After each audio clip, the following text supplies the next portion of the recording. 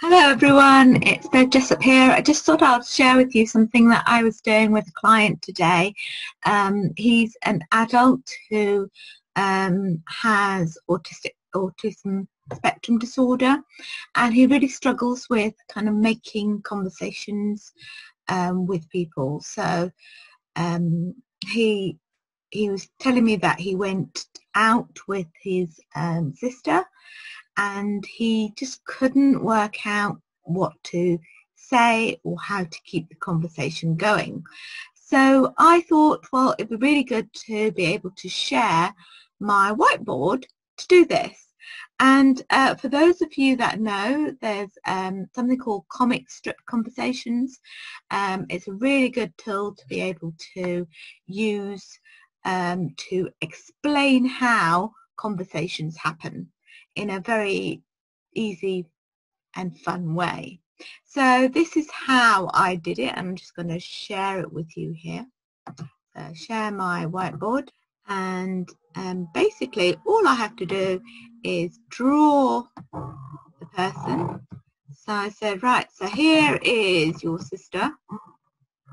Okay, and she's sitting down with you to have a cup of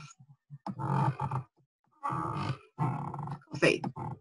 Okay, so here's the table, here's a cup of coffee, here's your cup of coffee. Better draw the chair there. Now you don't have to be a really good drawer, as you can see, it's just a stick figure here, just to get the point across of the situation.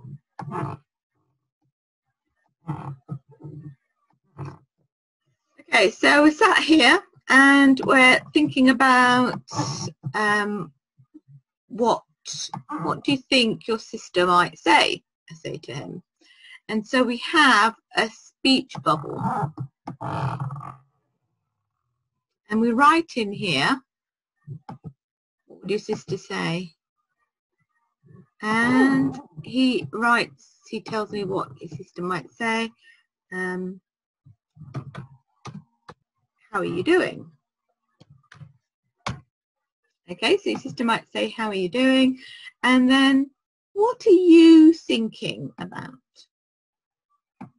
And he tells me what he's thinking about. So I write it like a thought bubble. And he says to me that he wants to tell her about his roof and how his roof isn't working. Okay, maybe he's worried about his roof. So we put it in here.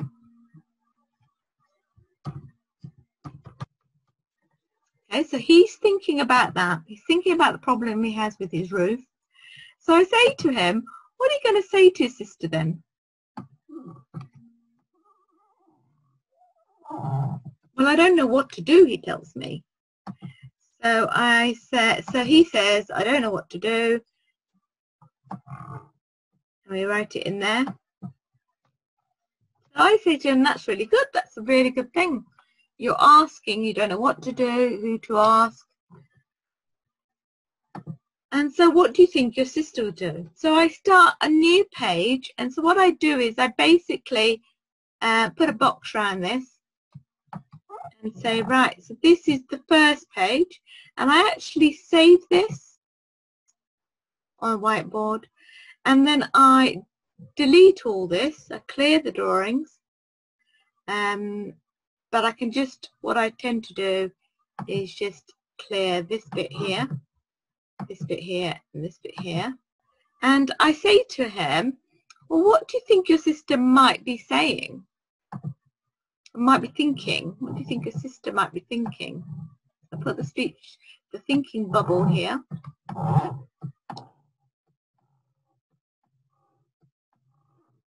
And he said, well, I don't know what she's thinking. And I said, do you think she knows anyone who could help you? Or do you think she wants to talk about something else? And he says, oh, I think she wants to talk about something else. Well, I said, Well, your sister's pretty good at finding things, finding help, because she's got a house of her own. So do you think she's a good person to ask for help? And he said yes. So what do you think she's thinking then? She's thinking, I know who to ask. Okay, so she says that. That's what she's thinking. And what she actually says to him is, I can give you Steve's number. Okay, and so I say to him, what do you think you're going to say now? And he said, oh, thank you. So how is she going to send you Steve's number? Is she going to write it down, or is she going to send a text? And he said, oh, probably a text. So what could you say to her? Send it by text? Yeah. Can you send it by text? What else could you ask her about Steve?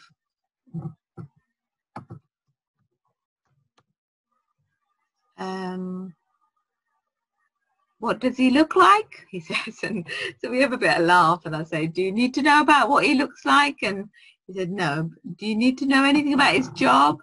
So we talk about the kind of job that Steve might be able to help with.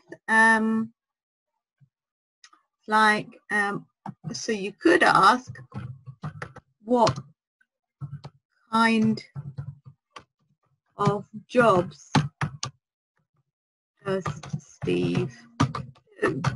All right, so that is, you have now had another bit of a conversation with her, and it's keeping the conversation going. So I saved that, and as you can see, we can keep it going, and once we've got all the little grids, we can actually put it together.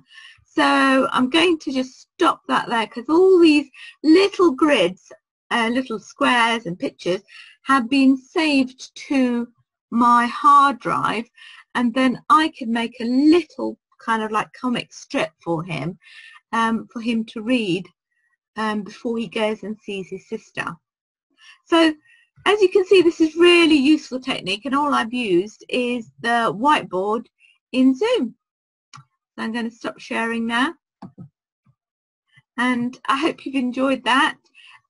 If there are other tools that you use, I know there are other apps that I've used on my my iPad or on my phone as well. So if there's something that you're interested in, let me know and send me a message. So I look forward to seeing you soon. Bye for now.